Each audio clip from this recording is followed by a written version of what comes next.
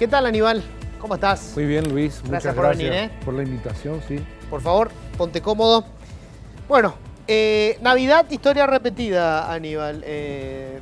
¿Cuántos en total? Fueron más de 600 personas que tuvieron que atender. Atendidos, sí, pero ahí entran de todos, ¿no? Ahora, lo que hay que destacar es que este año el fin de semana fue un poco más largo, ¿no? Porque el año pasado, sábado y domingo, fue 24 y 25, entonces ahora empezó el viernes, sábado, domingo y lunes, un día más. Tuvimos 150 accidentes de tránsito en estos 4 días. En los 4 días. Y de esos, 110 aproximadamente son de motociclistas. La historia de siempre. La historia de siempre. 2/3 casi es una fija, ¿no? Y por otro lado tuvimos 40 agresiones. Las agresiones son las que ocupan el segundo lugar en el orden de motivos de consulta relativamente importantes, sacando dolor de cabeza y todas esas cosas. Claro. Las cosas importantes son accidentes de tránsito, agresiones. Pero en agresiones realmente entran aquellas que son evidentes. Es decir, uno que viene de Tacumbú con un cuchillo metido en el abdomen o en el tórax o heridas de bala, es decir, cosas demasiado evidentes se catalogan como agresiones. Y después viene un grupo de traumatismos. Bueno, entre las agresiones había 13 de violencia intrafamiliar, 4 niños y 9 mujeres, que refieren. Pero ¿cuántas son las que no refieren? Claro. Y consultan por un traumatismo, un ojo en compota, una mandíbula rota, moretones en todo el cuerpo, etcétera. Y ellas no refieren la agresión, se niegan, te dicen que se cayeron, que se golpearon, que se cayeron, se resbalaron en la escalera, etcétera. Y entonces no podemos nosotros registrar como una agresión, pero la sospecha es alta, ¿no?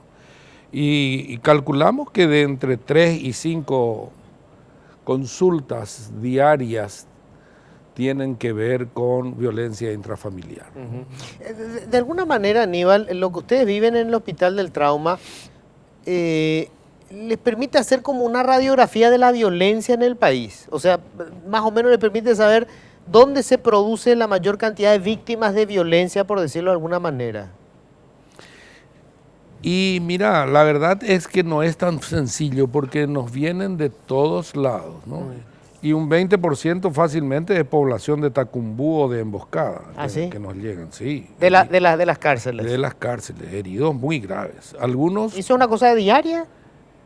Y te diría, no sé si diaria, pero en la semana fácilmente hay 3 o 4. Eso es una rutina. Heridos graves.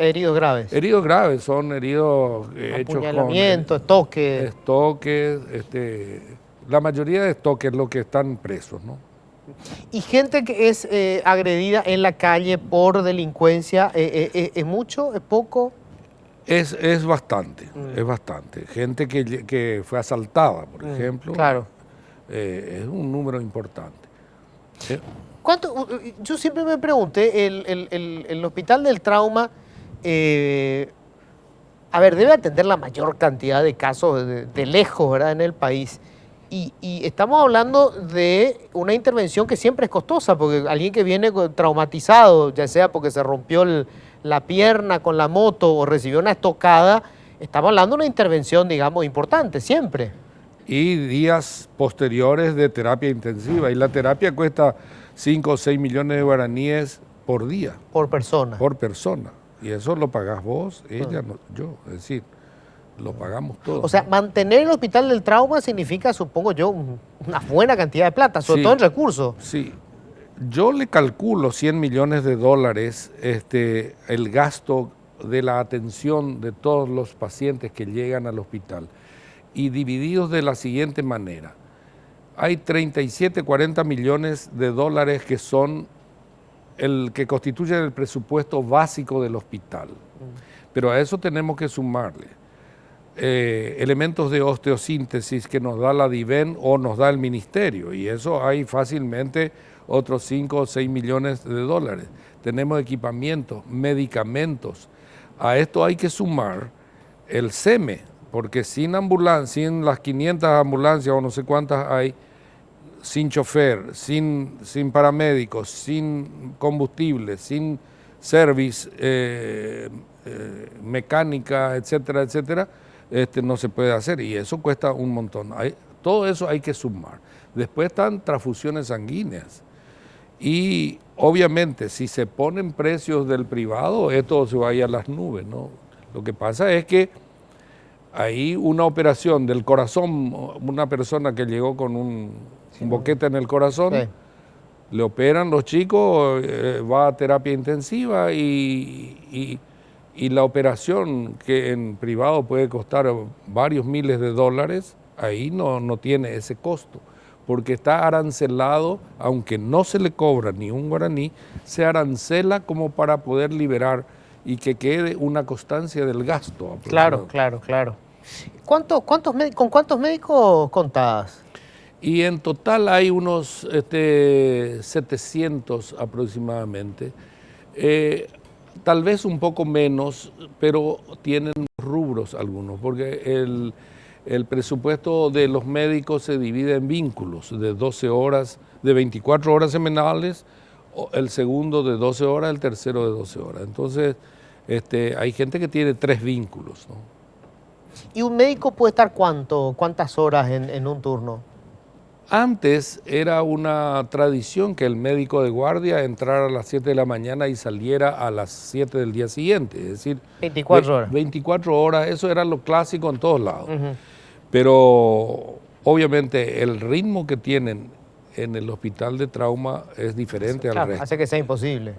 12 horas para los médicos y las enfermeras 6 horas. 6 u 8 horas que cambian. ¿Cuántos pacientes puede llegar a atender un médico en su turno, por ejemplo? Obviamente depende también de cuándo te toque. Si te tocan estos días de Navidad, Sí, es claro. un infierno. La verdad es que no hay un consultorio en estos días, ¿no? Ahora, en consultorio hacen más o menos, cada médico hace 20, 25 pacientes. Pero así, en días de guardia, es difícil establecer cuánto atendió cada uno, porque cada 10 minutos llega una ambulancia, bajan la camilla, le rodean todos los que están ahí y todos están involucrados, ¿no? ¿Hace cuánto que estás en el Hospital del Trauma? Y entré en agosto del 2012. Del 2012.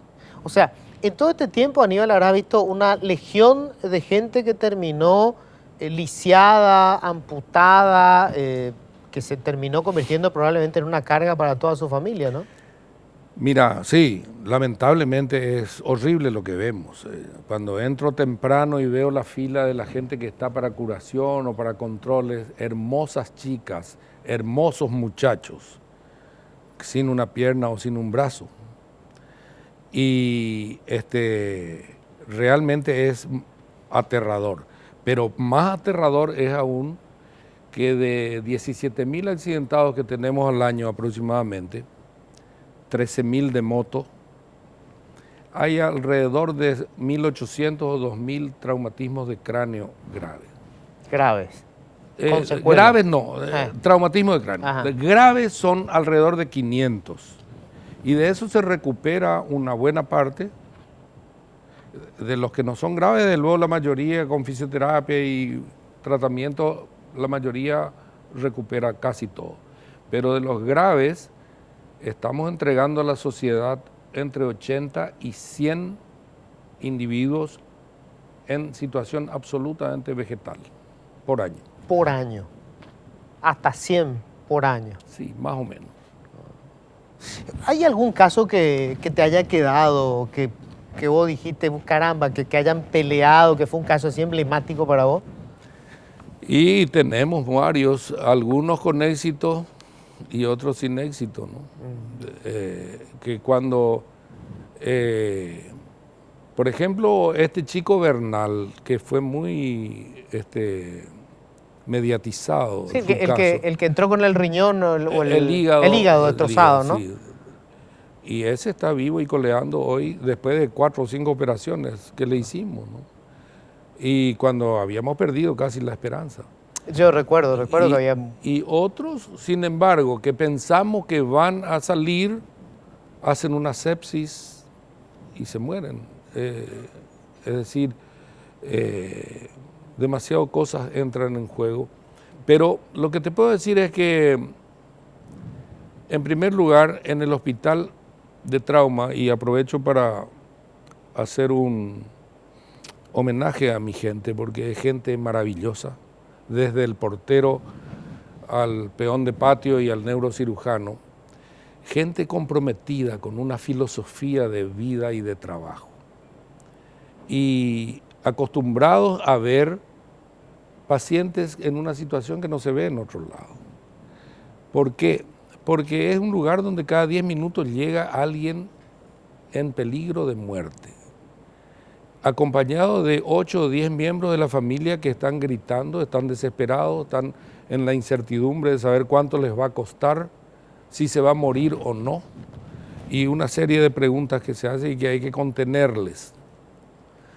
El hospital de trauma es el único en el país donde al llegar el paciente es rodeado inmediatamente por un cirujano, un neurocirujano, un anestesista, un cirujano vascular, un traumatólogo. Es decir, a los 10 minutos se tiene una idea de lo que tiene él. Y si es muy urgente, de ahí va a quirófano para ser operado de extrema urgencia. Algunos llegan en paro, entran directo a quirófano. Y después del examen general y de la idea más o menos, porque el neurocirujano le mira las pupilas, ve que una está más grande que otra, eso se llama anisocoria, es una desigualdad de las pupilas que te indica que hay un traumatismo craneal. Entonces ese va a tomografía inmediatamente, el neurocirujano controla eso, el traumatólogo controla todos los miembros, las caderas. Las fracturas de cadera son invisibles a simple vista y son excesivamente sangrantes al punto que pueden poner en riesgo la vida de un paciente sin que una gota de sangre esté saliendo afuera y adentro está desangrado. Claro. Y, en fin, se tiene una idea aproximada y a partir de ahí se hacen los estudios y se obra en consecuencia. Ahora, ¿cuál es el secreto, Aníbal, de algo que me llamó siempre la atención del Hospital del Trauma? En un país en donde la gente tiene la palabra negligencia médica en la punta de la lengua, porque la gente acude al hospital esperando que su paciente se salve siempre. O sea, cree que la medicina es una cuestión matemática, de llevé y se tiene que curar. Entonces, ¡puc!, salta al... Sin embargo, yo no recuerdo ningún caso en donde hayan denunciado, por lo menos si hubo, debió ser muy poco frecuente, en un lugar en donde diariamente están luchando con la muerte. Sí. Hubo casos esporádicos en donde hubo reclamos y tuvimos que ir a declarar la justicia. Incluso, pero en general son menos de los que uno podría esperar. Para la complejidad que tiene el hospital. Para la complejidad. Y tal vez eso tiene que ver con la gravedad de los enfermos. Resulta que los parientes entran con un paciente que viene con tos al hospital, pero se muere, entonces es más obviamente, pero ¿qué pasó acá? En cambio, llegan angustiados por un accidente horrible y saben que el margen entre la vida y la muerte es escaso. Yo creo que puede ser eso. Y ven cómo se rompen todo ahí. Cuando hay una buena relación con los familiares, aunque te hayas equivocado, es probable que no te demanden. O sea, algo que yo suelo ver, que es un problema que tienen los médicos hoy, ¿verdad? Justamente la comunicación con el paciente. Mucho. Primero entendiendo que el paciente paraguayo, o los familiares del paciente, por supuesto, tienen la capacidad de comprensión que tenemos los paraguayos en general en promedio, que vos sabés que es de tercer grado. Entonces, Entonces, no te pueden explicar en términos médicos lo que está pasando, ¿verdad? Te Así tienen que mismo. explicar en términos muy simples. Y lo otro es contar de que no son infalibles, ¿verdad? Que un médico, por supuesto, que puede cometer un error. No es matemática la Mira, lo que medicina. decís es una verdad absoluta. Una de las cosas sobre las que trabajamos todos los días es en la comunicación. Y en cada guardia hay una persona encargada por el jefe de guardia que tiene que salir a contar lo que pasó. Porque a veces en la vorágine de los acontecimientos te llegan 2 o 3 heridos graves. Todo el mundo está encima de los heridos y 15 o 20 familiares ahí afuera no saben durante 4 horas qué pasó. Exacto. Y es angustiante y me llaman a mí o le llaman al ministro y el ministro me llama a mí y ¿qué pasa que no se les cuenta? Y bueno, a veces es porque es excesivo el trabajo, pero estamos trabajando intensamente en ese sentido para que una persona salga cada media hora por lo menos a decir fulano está así, mengano está así, mengano está así. Esa es la información hasta ahora, que algo tengan. Aníbal, los médicos más jóvenes que tenés son de cuántos años, los primeros. Y tengo gente de 25, 26 años que son internos, los residentes, 25, 30, pero tengo gente de 35 que te cosen 2 corazones en el día y después se van a comer como si no hubieran hecho nada. ¿Se te descompuso alguna vez un médico? Sí, ocurre. O sea, supongo que no hay nadie que te prepare para lidiar con la muerte, o sea, para que se te muera un paciente, ¿no? Así es. O sea, es una cuestión de práctica solamente. Y de práctica y también de carácter, ¿no? El carácter pues es la sumatoria de una serie de experiencias de toda tu vida. Y hay gente que está preparada y gente que no está preparada, pero también hay casos que te desploman. Yo con toda la experiencia que tengo, ese día que llegó este aviador, creo que aviador era civil que cayó del mástil Ah, sí, recuerdo. y que se le cayó una enorme roldana Sí, en la sí. pierna y le destrozó. Sí, Yo tenía ganas de llorar. Un chico de 20 años que se levantó feliz a trabajar y que porque le molestaba al general un panal de abeja que había en la punta, se tuvo que ir él y se fue él creyendo que no iba a pasar nada, porque eso es lo que pasa. La gente nunca piensa que va a pasar algo. Por eso ocurren todos estos llamados accidentes, que son eventos de irresponsables. Totalmente. La mayoría no son accidentes. Y entonces vos decís, pero ¿por qué tiene que ocurrir esto? ¿Por qué? ¿No comprendés? ¿Querés hacer algo extra para ver? Y ese chico se le amputó y al final murió unos días después. Hay casos que te golpean, aunque vos tengas mucha experiencia. experiencia. ¿Seguís operando, Aníbal? Sí, claro. ¿Se te murió alguna vez algún paciente? Se me murieron pacientes, sí. ¿Y todavía? El primero que se me murió, yo era residente en la sala 10. Tenía 26 años. Estaba empezando a hacer cirugía y empezamos con las cosas chicas. Operé a una señora de 42 años con una hernia. Tenía 3 hijos la señora. La operación duró 20 minutos, terminé y cuando termino veo que estaba muy negra la sangre. Le miro a la paciente, estaba muerta y el anestesista estaba leyendo el diario. Qué horror. Le hizo una sobredosis que ni él se dio cuenta, pero en esa época no habían los aparatos, te estoy hablando de 1975, por Claro. ahí, todos los aparatos que están ahora monitoreando cada centímetro. No existía. No existía, era medio a ojo, muchas cosas, y bueno, ese fue un golpe, me sentí morir. Y después se me murieron personas muy queridas, a quienes que con toda confianza vinieron a... Claro, tuviste que atender gente Sí. de tu entorno. Y por el otro lado, mi abuelita vino de Corrientes para cumplir 90 años acá, comió pan dulce, tomó sidra, etcétera, etcétera, y al día siguiente me llama mi mamá y me dice, está con dolor la abuela. Me voy y le veo y digo, tiene una apendicitis aguda. Y mis tíos que habían venido también Dicen, no, che, dejate de bromar, vas a ensayarte por tu pobre abuela, médico joven, pues, 28 años. Pero ya tenía yo mucha experiencia, ya había vuelto de mi formación en Francia. Y es una apendicitis aguda, ¿qué querés que te diga?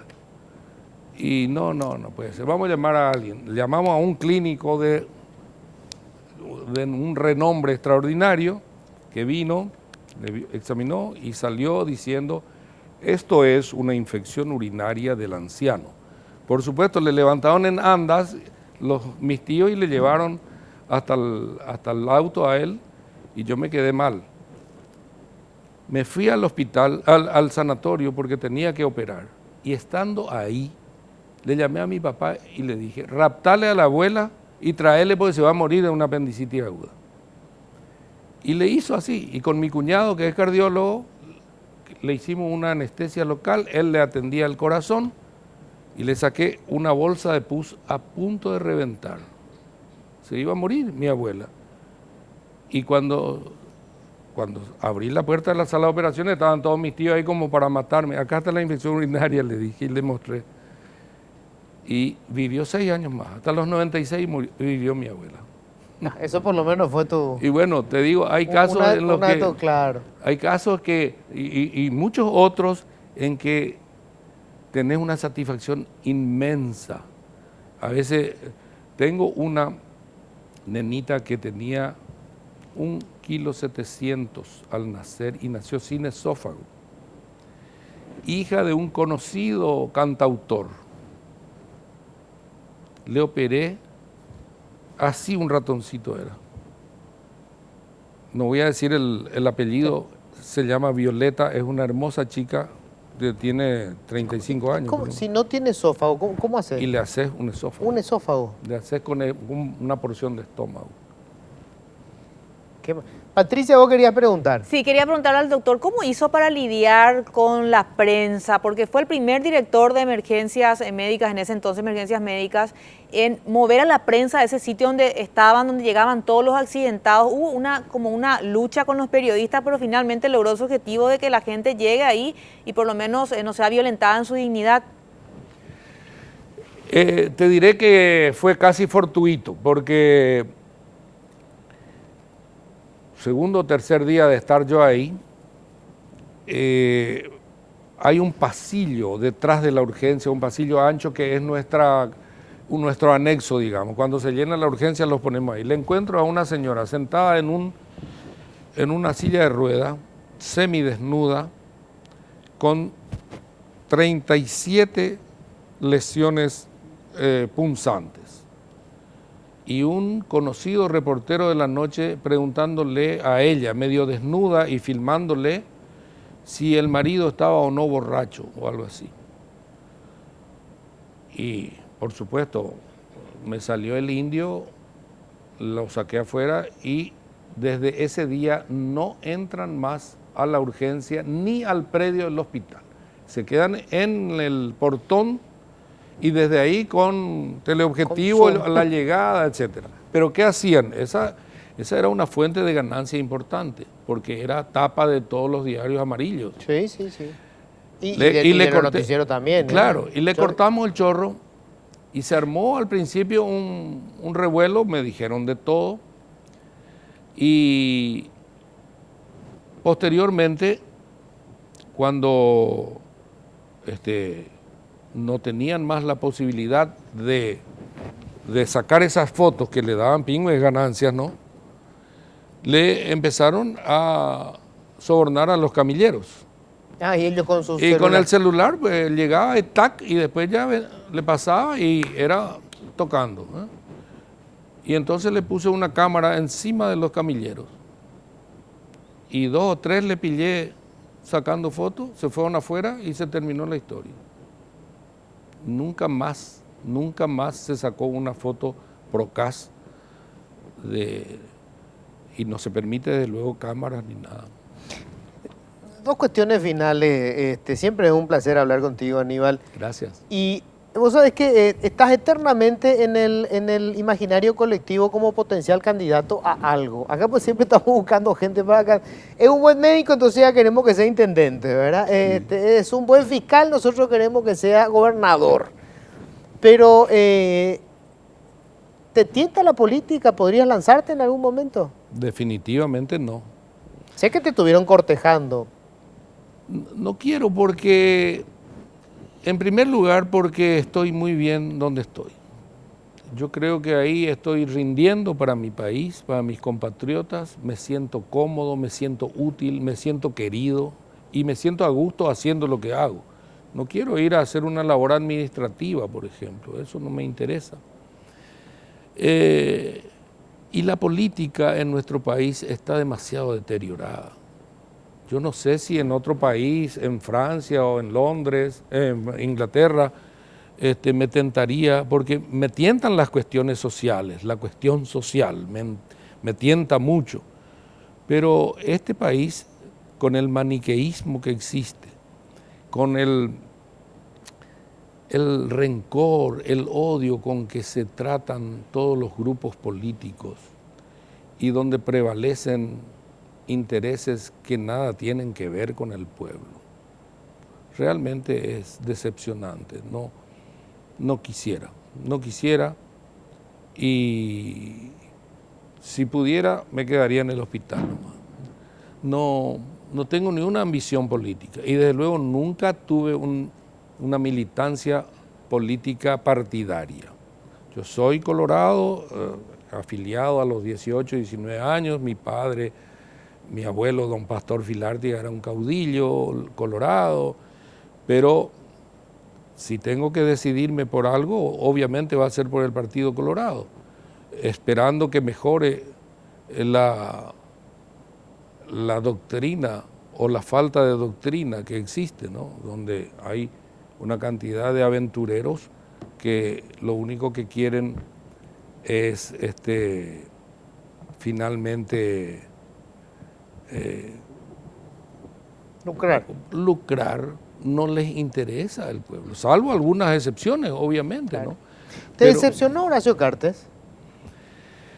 Horacio Cartes yo lo considero un amigo, y a los amigos se les acepta con las bondades y con los defectos. Creo que se equivocó en algunas cosas. En primer lugar, yo creo que se equivocó, y ya lo dije, al participar en las internas del Partido Colorado. Yo creo que ese fue el primer gran error. Yo personalmente en ese momento le aconsejé, estábamos por almorzar en Burgo Villaroga porque había una reunión de 4 o 5 personas creo que con motivo del problema de la universidad o algo así, o no me acuerdo bien.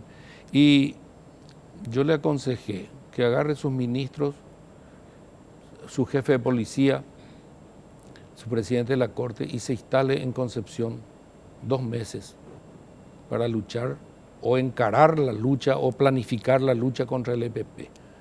Que de esa manera mataba 2 pájaros de un tiro. Se iba por un lado, no se metía en las internas, estaba por encima de ellas, y por otro lado hacía algo que no hizo nadie todavía, ir y ver allá qué es lo que pasa, por qué fracasamos, por qué no andan, qué es lo que tenemos que hacer. Déjame adivinar, ¿fue la última vez que te invitaron a Burgo Villaroga? No, él, a pesar de las diferencias, él me tiene afecto, evidentemente, porque el segundo error que yo le hice ver, que yo creo que se equivocó, es buscar la reelección después de haber dicho que no iba a buscarla. Porque si decía de entrada, yo voy a buscar, bueno, es consecuente con lo que quiere y que se vea la forma, ¿no? Pero eso no fue bueno. En tercer lugar, yo creo que elegir un candidato, independientemente de que sea bueno o sea malo, y después voy a decir algo, yo creo que no fue bueno imponer. Y fundamentalmente creo que tuvo muy malos asesores. Horacio es una persona que pudo haber hecho un gobierno mejor. Yo creo que en muchas cosas hizo mucho, porque se hizo en cuanto a vivienda, infraestructura, transparencia incluso, porque se saben los sueldos de la gente, etcétera. Hay muchas cosas, pero obviamente hay otras cosas que no se hicieron o se hicieron mal.